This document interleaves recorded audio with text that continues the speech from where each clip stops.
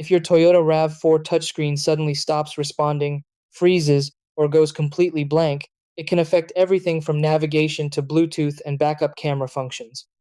In most cases, the problem is software related rather than a major hardware failure. Before visiting the dealership, there are a few simple reset steps you can try to restore normal operation. Important steps.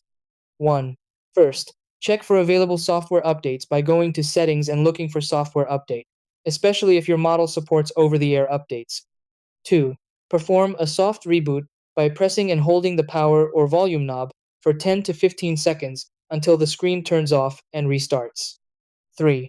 If the issue continues, open the Settings menu and look for options such as General, System, or Reset.